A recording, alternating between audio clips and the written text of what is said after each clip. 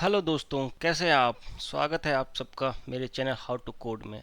आज हम सेशन 4 में बात करेंगे सीएसएस की। तो सबसे पहले हम स्टार्ट करेंगे सीएसएस होता क्या है। ठीक है, तो हम स्टार्ट करते हैं आज का सेशन इंट्रोडक्शन टू सीएसएस। तो चलिए देखते हैं इसके अंदर क्या क्या चीज़ें कवर करने वाले हम। ओके, तो स्टार्ट करते हैं व्हाट इज सीएसएस। तो दोस्तों, जैसे कि मैंने पहले भी बताया था कि सीएसएस का जो फुल फॉर्म होता है वो होता है कास्केडिंग स्टाइल शीट। इसको हम सीएसएस बोलते हैं। एक बार हम पूरा पढ़ लेते हैं इसको है क्या। The CSS is a language used for describing the presentation of a page, including its layout, color, fonts, and overall visual appearance. It allows developers to separate the content of a web page, that is HTML, from its visual design. तो दोस्तों, CSS का basically जो काम है वो है presentation को बनाना, cosmetic चीज़ें करना। जैसे मैंने पहले बताया था कि HTML का मेन जो यूज़ है वो बॉडी स्ट्रक्चर खड़ा करना। उसके बाद जो उसकी डेंटिंग पेंटिंग, जब हम मकान की बात कर रहे थे कि उसकी अब डेंटिंग पेंटिंग करनी है, तो that is the role of the CSS। तो मकान खड़ा करने का काम HTML का होता है कि वहाँ पे एक बेस स्ट्रक्चर खड़ी हो जाती है, और उसके बाद आ जाता है पिक्चर में CSS, जिससे कि आप अपने पेज को, उसमें क्या कलर करना है, अपने पेज को कैसे विजुअली अपीयर करना है, ठीक है, कौन सी चीज़ कहाँ रखनी है, उसके कलर्स कैसे होंगे, उसके लेआउट कैसे होंगे, फ़ॉन्ट्स आप उसमें क्या यूज़ करने वाले हैं। ठीक है, तो ओवरऑल विजुअल अपीयरेंस जो होता है उसका रिस्पॉन्सिबिलिटी CSS पे होती है। ठीक है, और दूसरी बात ये कि जो टो जो कम्प्लीटली आपका HTML पेज होता है जिसमें हम सारे कोड करते हैं, वहाँ पे हम CSS नहीं करते हैं। जैसे कि मैंने आपको लास्ट में बताया था कि वो बैड प्रैक्टिस होती है। तो जब भी हम अपने CSS लिखते हैं हम एक एक्सटर्नल फाइल का यूज़ करते हैं। ठीक है, तो मैं बताऊंगा किस तरह से हम अपने HTML फाइल बनाते हैं, किस तरह से हम CSS बनाते हैं, किस तरह से उसको एक्सक्लूड इंक्लूड करते हैं, एक्सटर्नल यूज़ करते हैं। वो मैं सबको आपको इस वीडियो सेशन में बताऊंगा। ठीक है, तो आई होप कि आपको CSS समझ में आ गया होगा कि CSS का काम क्या है। तो दोस्तों, CSS का काम ओवरऑल आपके वेबसाइट के विजुअल अपीयरेंस को ठीक करना है या विजुअल अपीयरेंस बनाना है। ठीक है, कि उसमें क्या क्या कलर कॉम्बिनेशंस होंगे, कौन सी चीज़ कहाँ होगी। जैसे कि मेरे इस पेज में how to code logo top right corner में दिख रहा है, हेडिंग लेफ्ट में है, लेफ्ट अलाइन है, और इसका कलर ये है, और पैराग्राफ जो है इसका कलर ये है। तो ये भी एक तरह के आप पेज समझ सकते हैं। और जो कलर कॉम्बिनेशन जो दिख रहा है, जो स्टाइलिंग दिख रही है, जो अलाइनमेंट दिख रही है, ये सब काम CSS का होता है। ठीक है, तो हम नेक्स्ट स्लाइड पर चलते हैं। अब हम बात करते हैं कि CSS हम लिखते कैसे हैं, उसको सिंटैक्स को समझने की कोशिश करते हैं। ठीक है, तो CSS उसका ऐसे हम लिखते हैं कि जैसे कि यहाँ पे एक एग्जांपल दिया हुआ है H1 टैग का, H1 equal two heading tag. यहाँ पे हम बता रहे हैं कि हेडिंग टैग का जो है कलर ब्लू हो और उसका फॉन्ट साइज 12 पिक्सल हो। ये है CSS का कोड। हम पहले सेशन में भी कर चुके हैं, CSS लिख चुके हैं, तो आई होप कि यहाँ पे ज़्यादा आपको अंडरस्टैंडिंग में कोई इशू नहीं होगा। तो होता है क्या, अब हम इसको डिटेल में थोड़ा सा समझ लेते हैं कि CSS सिंटैक्स किसको क्या बोलते हैं। तो दोस्तों, ये जो चीज़ें होती है ना, हमें किसका कलर करना है और किसका फॉन्ट साइज करना है, तो ये इनक्लोज होता है करली ब्रैकेट से। जैसे HTML में लेस देन और ग्रेटर देन से इनक्लोज होता था, CSS में करली ब्रैकेट से ये इनक्लोज होता है। उसके अंदर आप लिख दो कलर ब्लू चाहिए, मुझे फॉन्ट साइज 12 पिक्सल चाहिए, यहाँ पे आप कुछ भी चेंज कर सकते हो। हम यहाँ से समझते हैं, नीचे में मैंने जिस हिसाब से आपको दे रखा है, तो ये दिखता है ऐसे है। सबसे स्टार्टिंग से स्टार्ट करते हैं। जो सबसे पहले किसका कलर चेंज करना है, किसकी प्रॉपर्टीज वैल्यू चेंज करनी है, किसका लेआउट चेंज करना है, उसको हम बोलते हैं सेलेक्टर। जैसे यहाँ पे H1 आप देखोगे कि एक सेलेक्टर है, H1 इक्वल टू सेलेक्टर, यानी सेलेक्टर का मतलब है कि किस सेलेक्टर के लिए आपको उसका कॉस्मेटिक चेंज करना है या उसकी प्रेजेंटेशन को अलाइन करना है, आपको कैसे उसकी प्रेजेंटेशन देनी है अपने पेज पे, HTML पेज पे। तो इसको हम सेलेक्टर बोलते हैं। और जो कलर है इसको हम बोलते हैं property. Colour equal to property, और हर प्रॉपर्टी की एक वैल्यू होती है। ठीक है, ये प्रॉपर्टी लिखा हुआ मैंने, ये वैल्यू लिखी हुई है। तो प्रॉपर्टी और वैल्यू, यही एक पेयर बनता है यहाँ पे हमेशा, प्रॉपर्टी और वैल्यू। यही दो पेयर बनते हैं पूरे CSS में, यही CSS का फंडा है। अब आप लोग कितना ही सिंपल है आप लोगों को लग रहा होगा, इट्स वेरी सिंपल जॉब। लेकिन ये एक एग्जाम्पल है कि भाई ये प्रॉपर्टी वाली है, बट हाँ यहाँ पे है कि ये एक सिंपल टर्म है कि बस एक प्रॉपर्टी डालनी है, उसकी वैल्यू डालनी है। इसमें बहुत हाई लेवल पे बहुत कॉम्प्लेक्सिटी नहीं है बाकी लैंग्वेजेस की तरह, ठीक है, क्योंकि ये एक कॉस्मेटिक लैंग्वेज कह सकते हैं इसको। तो यहाँ अब हम यहाँ आप लोग समझ गए कि H1 इक्वल टू सिलेक्टर होता है, और ये प्रॉपर्टी है और ये वैल्यू है, ठीक है। अब हम आगे बढ़ते हैं। अब way to insert CSS, session 3 में भी हमने पढ़ा था, there are 3 ways to insert CSS in HTML: inline CSS, internal CSS and external CSS। तो मुझे इसमें बहुत ज़्यादा बताने की ज़रूरत नहीं है कि इसको हम कैसे इंक्लूड करते हैं, बट फिर भी मैं आपको दिखा देता हूँ अपने कोड बेस में, जो मैंने पहले भी बता चुका था कि जब हम किसी टैग पे कुछ लिखते हैं, जैसे कि बॉडी के ऊपर मैंने स्टाइल लगा हुआ है, इसको हम बोलते हैं इनलाइन CSS। मैं इसलिए रिवाइज कर रहा हूँ आपके रिवीजन भी हो जाए, क्योंकि ये एक पेज अपने आप में एक HTML पेज ही है।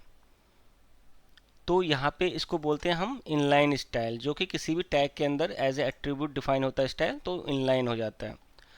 और जब हम पेज पे CSS स्टाइल टैग के अंदर डालते हैं कुछ, तो ये सारी चीज़ें हो जाती है हमारी इंटरनल CSS, और यही चीज़ लिखी हुई है इनलाइन CSS और इंटरनल CSS, राइट।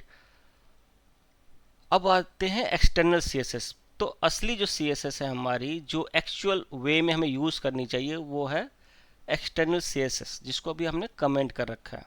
तो इसको हम कर देते हैं अनकमेंट, और ये सारे CSS को हम एक बार के लिए यहाँ से कट कर लेते हैं। कंट्रोल X करेंगे तो आपका ये कट हो जाए, क्योंकि ये सही तरीका नहीं है।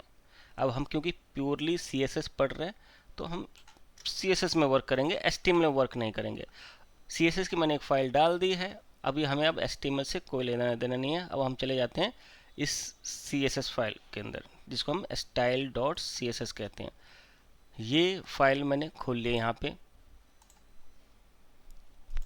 ये मैंने शॉर्टकट तरीके से खोला है। आपको खोलना होगा, अगर VS में है तो आपने जहाँ पे भी अपनी फाइल रखी हुई है, यहाँ से आप डबल क्लिक करके भी खोल सकते हैं। इसको वापस बंद कर देते हैं। अब यहाँ आते हैं, तो मैंने जो कॉपी किया था, मैं ऊपर में इसको डाल देता हूँ।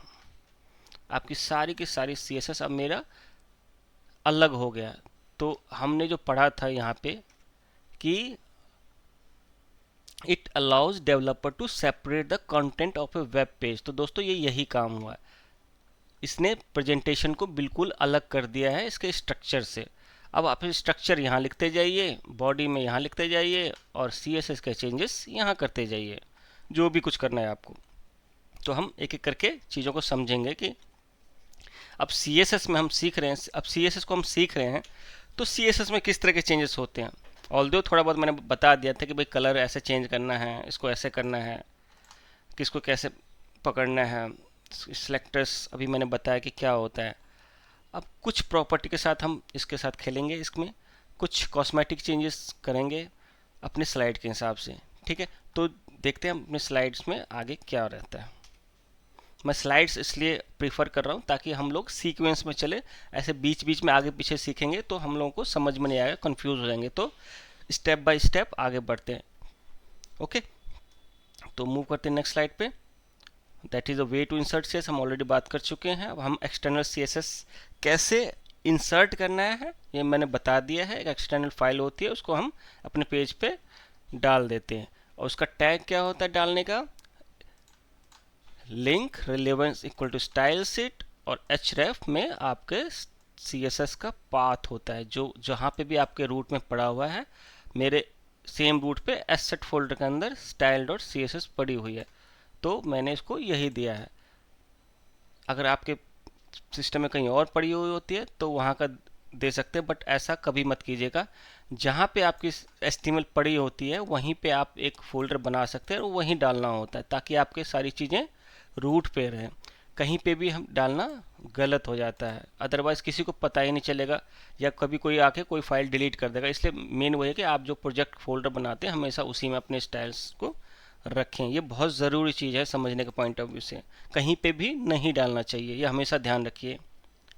ओके, तो अब हम आगे बढ़ते हैं। सीख लिया हमने ये सारी चीज़ें किस तरह से हम इंसर्ट करते हैं। ओके, तो CSS सेलेक्टर, जैसे मैंने कहा H1 एक सेलेक्टर है, इसी तरह से बहुत सारे सेलेक्टर्स हैं हमारे पास। अब CSS सेलेक्टर का ऐसे हम डेफिनेशन में पढ़ते हैं। CSS selector is a pattern used to select and target HTML element for styling। जैसे कि हमने कहा H1 एक सेलेक्टर है और हमने हेडिंग टैग को टारगेट किया था। हेडिंग टैग को H1 बोलते हैं क्योंकि H1 से ही हेडिंग टैग स्टार्ट होती है। जैसे कि ये हमारी हेडिंग है और ये जो आप देख रहे हो वेलकम टू सेशन, ये हेडिंग है और इसका जो टैग है H1 है और हमने टारगेट क्या कर रखा है यहाँ पे H1। इसका कलर क्या कर रखा है हमने ग्रीन, आप चाहो तो इसको रेड कर लो। आप देख रहे हो स्टाइल डॉट CSS में चेंज कर रहा हूँ और आपकी HTML चेंज हो रही है। ये देखिए मैंने सारा, ये देखो रेड हो गया और साथ में बाकी स्टाइल भी अप्लाई हुआ क्योंकि मैंने सारा उधर से कॉपी करके यहाँ पेस्ट कर दिया। तो ये सारी की सारी चीज़ें अप्लाई होंगी। अभी के लिए हम इसमें से बैकग्राउंड वगैरह हटा देते हैं। ठीक है, ये हमारा बॉडी का बैकग्राउंड है, फॉन्ट फैमिली, ये सब हटा देते हैं ये सब। अब हम देखते हैं क्या हो गया। अब सिंपल हमारा रेड कलर में हेडिंग आ रहा है। तो हेडिंग हमारा एक सेलेक्टर है। अब सेलेक्टर कितने तरह के होते हैं CSS में? सबसे इंपॉर्टेंट चीज़ है CSS का सेलेक्टर। ये इंटरव्यू के क्वेश्चन में भी पूछा जाता है कि what are the types of selector, how many types of selectors. ठीक है, तो इस तरह के क्वेश्चंस पूछते हैं।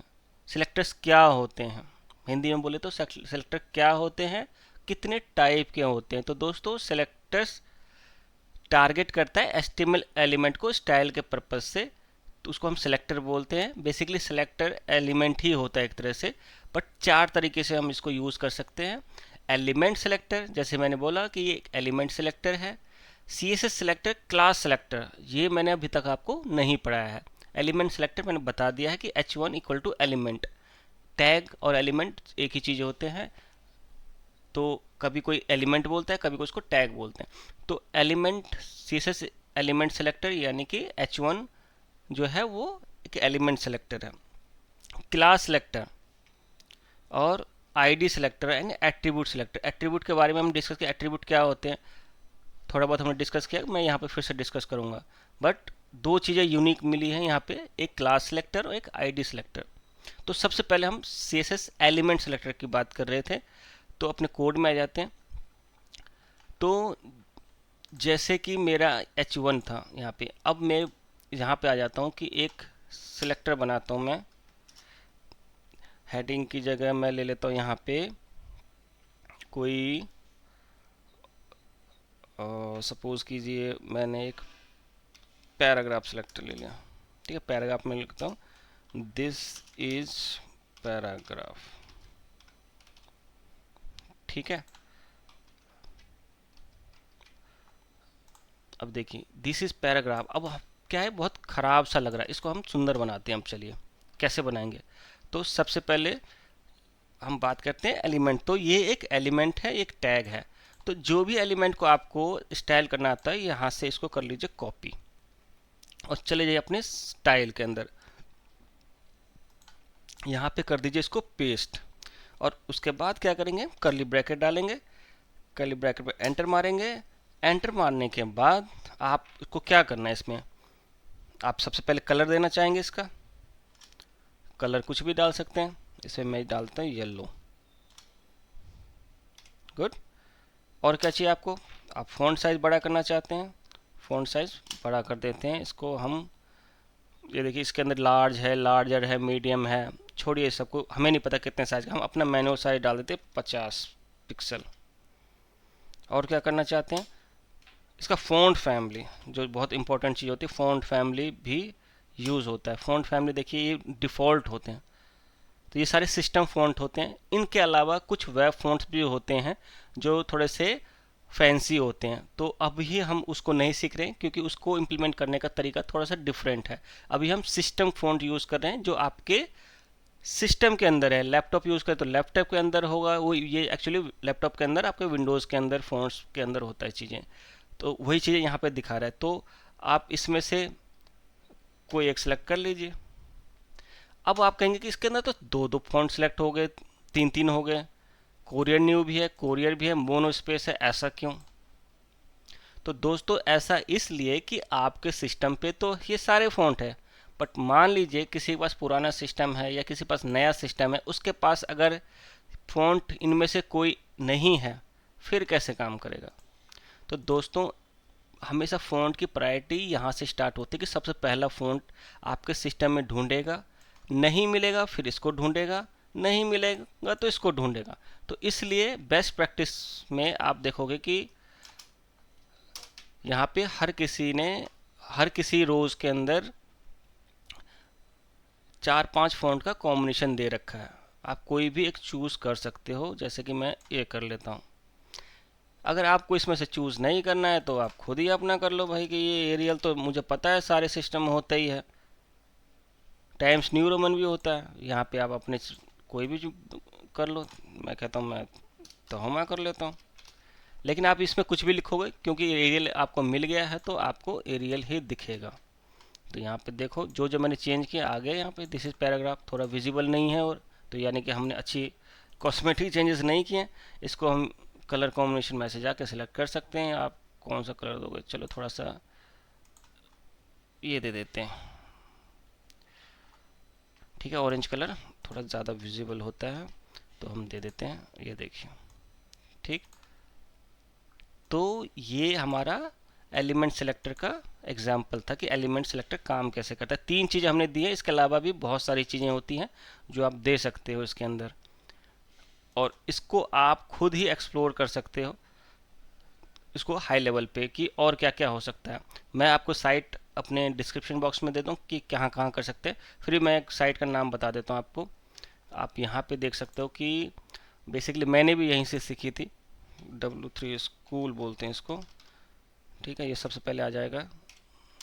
तो इस सबसे पहला लिंक जो होगा आप इस पर क्लिक कर दीजिएगा। यहाँ पे हर एक टाइप के प्रोग्रामिंग का डिटेल वो दे रखा है। इसके अंदर आप प्रैक्टिकल भी मिल जाएगा, इसके अंदर आप थ्योरी भी मिल जाएगी। किसी चीज़ को और ज़्यादा एक्सप्लोर करना हो आपको तो इस साइट को नोट कर लीजिए, और उस पर आप पूरा बेसिक से पूरा एंड तक दे रखा है। देखो मैंने तो 3 क्लासेस दिया, बट यहाँ देखो इन्होंने कितनी सारी चीज़ें बना रखी हैं, बट सारी चीज़ें यूज़ नहीं होती है, रेयरली यूज़ होती है, बट मैक्सिमम जो चीज़ें यूज़ होती है वो मैंने आपको बता दिया। बट अगर कभी ज़रूरत पड़ जाए तो आप किसी भी टैग को यहाँ से एक्सप्लोर कर सकते हैं, उसको उसको पढ़ सकते हैं और फिर अपने में यूज़ कर सकते हैं। हर चीज़ का कैटेगराइज कर, देख रही कितने सारे टैग्स हैं यहाँ पे। फिर CSS की बात आती है, तो जैसे CSS है, ये देख रही CSS में कितनी सारी प्रॉपर्टीज़ हैं, देख रहे हैं। अब मैं सारी बताने बैठ जाऊंगा तो आप कंफ्यूज हो जाओगे, तो आपको जितना पढ़ना है यहाँ से पढ़ सकते हैं, स्टार्टिंग टू एडवांस तक, ठीक है। तो अभी फ़िलहाल के लिए इसको बंद कर देते हैं, हम वापस मूव बैक करते हैं अपने ट्यूटोरियल पे, ट्यूटोरियल के सेशन पे। तो अभी हम बता रहे थे कि CSS एलिमेंट सेलेक्टर था। आई होप कि CSS एलिमेंट सेलेक्टर ये होता है। अब हम मूव करते हैं अपने क्लास सेलेक्टर पे। तो दोस्तों क्लास सेलेक्टर क्या होता है? तो क्लास सेलेक्टर दोस्तों ऐसा होता है कि वो शुरू कैसे होता है, तो जैसे P लिखा है, मैंने यहाँ पे कर दिया class, class equal to paragraph, कुछ भी लिख सकते हो आप इसमें, मैंने अभी पैराग्राफ डाल दिया। तो ये पहले ये ऐसे क्लास लिखना है आपको और कॉपी करना है और स्टाइल में जाके ऐसे पेस्ट कर देना है। लेकिन एलिमेंट सेलेक्टर और क्लास सेलेक्टर में यही फ़र्क है कि आप उसको डायरेक्ट पेस्ट नहीं कर सकते, इससे पहले इसकी पहचान लगानी पड़ती है। उसकी पहचान होती है डॉट से। जैसे मैंने डॉट लगाया, देखिए अपने आप ही ये वाइट से येलो हो गया, इससे पता चल जाता है कि टैग सही लगाया हमने। अब हम इसको कर्ली ब्रैकेट करते हैं, कर्ली ब्रैकेट का रूल सबके लिए सेम है। अब पैराग्राफ हमने बनाया था, हमने इसके अंदर ये चीज़ें करी हैं। अब हम इस पैराग्राफ जो क्लास हमने इसी के अंदर डाली है, ठीक है, इसी के अंदर डाली है। पहले हमने पी के लिए लिखा था, अब क्लास में डाला, क्लास में भी हम कुछ डाल लेते हैं। जो चीज़ इसमें नहीं डाली है वो इसमें डाल लेते हैं, अदरवाइज अगर हम सेम चीज़ डालेंगे तो ओवरराइड हो जाएगा। यानी कि अगर मैं यहाँ पे फिर से कलर दे दूँ तो रेड की जगह अगर मैं ब्लू कर दूँ तो ब्लू हो जाएगा। यहाँ पे ये देखिए ब्लू हो गया। तो हमें एक ही बार डिफाइन करनी चाहिए, अगर हम कर चुके हैं तो इसको दोबारा नहीं करते हैं, क्योंकि ऑलरेडी टैग सेलेक्टर में हमने एलिमेंट सेलेक्टर में हमने इसको पिक कर रखा है। अब इसमें ऐसा क्या चीज़ है, तो जैसे कि अगर मैं कहूँ कि इसमें आप डाल सकते हैं फॉन्ट स्टाइल डाल देते हैं, ठीक है, स्टाइल में इटैलिक डाल देते हैं। इसको भी काफ़ी टाइम लोग यूज़ करते हैं अपने वेबसाइट में। अब देखिए क्या होता है, ये देखिए थोड़ा सा तिरछा हो गया ये, ठीक है। तो क्लास सेलेक्टर कैसे यूज़ करते हैं, डॉट लगा के इसकी पहचान होती है और हम पैराग्राफ लिखते हैं। लिखने का तरीका सबका अलग है, बस इसके सेलेक्टर्स आइडेंटिटी चेंज होती रहती है, ठीक है। मैंने कुछ भी नहीं किया, यहाँ पे क्लास लगाया और इसको पैराग्राफ कर दिया, ठीक है। क्लास सेलेक्टर हो गया हमारा। अब हम चलते हैं अपने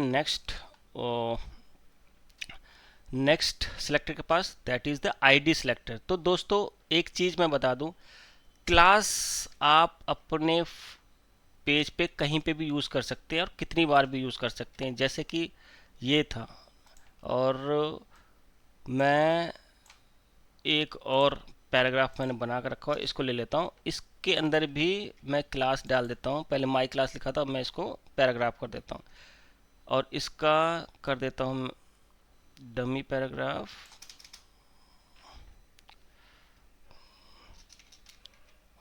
हाउ टू कोड।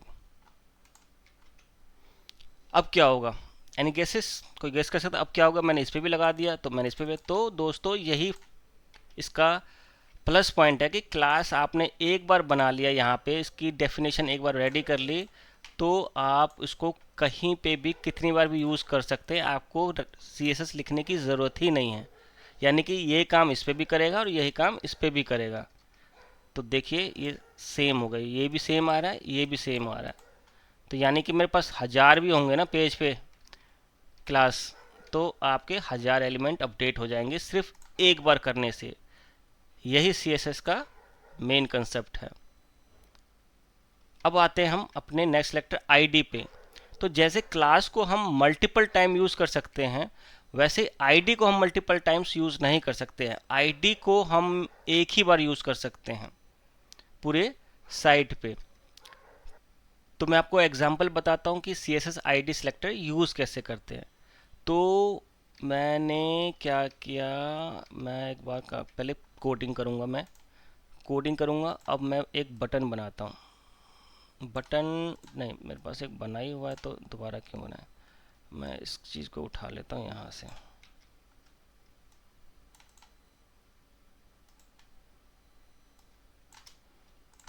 मैंने इस चीज़ को उठा लिया। यहाँ पे देख रहे हो कैसे दिख रहा है, क्योंकि यहाँ पे मिसिंग कर दिया है मैंने इसको, ये। तो जब भी आप कुछ गड़बड़ होगा VS यूज़ करें, आपको खुद ही पता लग जाएगा भाई कुछ तो गड़बड़ है, नहीं तो चीज़ें दिखेंगी नहीं ऐसे। अब यहाँ पे क्लास है, क्लास हम सीख चुके हैं। अब आईडी की बात करें तो आईडी ऐसे डाल देंगे, कुछ नहीं, जैसे मैं बोल रहा हूँ वैसे ही डालना है। फ़र्क दोनों में यही है कि आप 2 बार क्लास तो यूज़ कर सकते हैं, बट 2 बार आईडी यूज़ नहीं कर सकते हैं। आईडी का मतलब आइडेंटिटी होता है, जिसको एक ही बार यूज़ किया जाता है, अदरवाइज आपका ये सही से काम नहीं करेगा। अब माई डिव है, डिव में डाला, माई डिव है। तो आईडी सेलेक्ट यहाँ पे हम HTML में कर चुके हैं। अब हम इसको इसके प्रेजेंटेशन में डिफाइन करेंगे इसको, कि देखिए यहाँ पे भी। अब माई डिव कैसे लिखा जाता है, क्लास की शुरुआत तो आपने डॉट से कर दी है, लेकिन माई डिव की शुरुआत डॉट से नहीं होती है, इसको हैश से स्टार्ट किया जाता है, ठीक है। बहुत आसान है, dot, without dot, with hash, 3 selector आपके कवर हो रहे हैं बहुत जल्दी। और माई डिव ये हम स्टार्ट कर रहे हैं, तो माई डिव एक हमारा आईडी सिलेक्टर है, इसके अंदर हम कह रहे हैं कि बैकग्राउंड कुछ चेंज हो जाए, ठीक है। और दोस्तों दूसरी बात ये है कि ये चीज़ हो सकता है यहाँ पे, बट कोई अगर नोट पैड यूज़ कर रहा है तो उसको तो पता ही नहीं चलेगा भाई मैं कौन सा कलर डालूँ, रेड ग्रीन ब्लू के अलावा कुछ पता ही नहीं है। तो आप कलर की मतलब कहीं पे भी वेबसाइट पे जाके कलर कर सकते हैं, वहाँ से आप मिल जाएगा।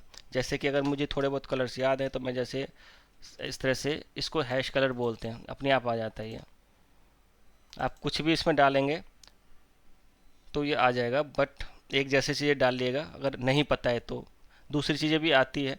जैसे मैं अगर कहूँ 2E, देखिए ये भी एक कलर है।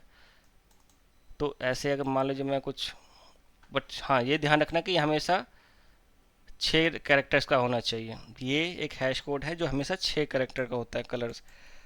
तो इसमें भी बहुत सारे चीज़ें हैं, तो मैं बहुत ज़्यादा नहीं बताऊंगा, अभी सिर्फ कलर्स देते हैं। कोई भी एक कलर्स हमने दे दिया, अभी के लिए मैं कुछ भी कलर इसमें से पिक कर लेता हूँ। बैकग्राउंड कलर थोड़ा सा हल्का लेते हैं, ठीक है। अब देखिए अब अपने आप ही कलर्स हैश कोड में आ रहा है। तो आप कुछ भी इसमें डाल सकते हैं। अब माई डिव कलर, ये बैकग्राउंड कलर, अब क्या होगा ये देखिए, एक उसके अंदर आ गया। अब ये बहुत वैसा लग रहा है कि बहुत पतला सा ना लाइन है, मैं इसको ना थोड़ा सा मोटा कर देता हूँ। तो उसके लिए एक प्रॉपर्टी है पैडिंग, पैडिंग मैंने डाल दिया 20 पिक्सल, ठीक। ये लीजिए देखिए, अब ये बहुत छोटा सा टेक्स्ट है, चलो इसको बड़ा कर देते हैं। कलर भी इसको चेंज कर देते हैं, कलर हम लिख लेते हैं वाइट, और फ़ॉन्ट साइज हम कर देते हैं इसका 20 कर देते हैं पिक्सल फ़ॉन्ट साइज भी। अब देखिए अब थोड़ा सा बढ़िया बेटर क्लियर लग रहा है। तो यही काम होता है सीएसएस का एक्चुअल में। बहुत बहुत शुक्रिया, आपने अपना कीमती समय दिया। और मैं फिर से वही कहूँगा कि आपको यहाँ पे सिर्फ वीडियो वॉच नहीं करनी है, आपको थोड़ा सा प्रैक्टिस भी करना है, क्योंकि ये चीज़ें आपको प्रैक्टिकल से ही क्लियर होंगी। क्योंकि आधा 30 मिनट या 40 मिनट या जितना भी वीडियो मैंने बनाया है ये, उसमें आपको कई सारी चीज़ें आ गई, बट आपको याद नहीं रहेगा। तो याद करने के लिए मेरी वीडियो को स्टार्ट कीजिए, स्टॉप कीजिए, फिर अपने पास प्रैक्टिकल कीजिए, फिर से स्टॉप कीजिए, फिर से प्रैक्टिकल कीजिए, फिर से स्टार्ट कीजिए। जहाँ जहाँ आपको डाउट हो रहा है वहाँ स्टॉप कर दीजिए, उसको समझ के अपने पास नोट पैड प्लस प्लस हो या नोट पैड हो या विजुअल स्टूडियो हो, सबसे बेस्ट है विजुअल स्टूडियो, पूरी दुनिया उसी में कोडिंग कर रही है। जो लोग बिल्कुल फ्रेश हैं, तो जो भी आप पढ़ रहे हो, कुछ 1 घंटे का ब्रेक लेके या अगले दिन कभी भी इस वीडियो को आप ऑन कीजिए, स्टॉप कीजिए, और एक एक लाइन जैसे मैंने बताया इसको करके आप खुद देखिए। तब आपको कॉन्फिडेंस भी बढ़ेगा और समझ में भी आएगा कि मैं क्या कर रहा हूँ, क्यों कर रहा हूँ।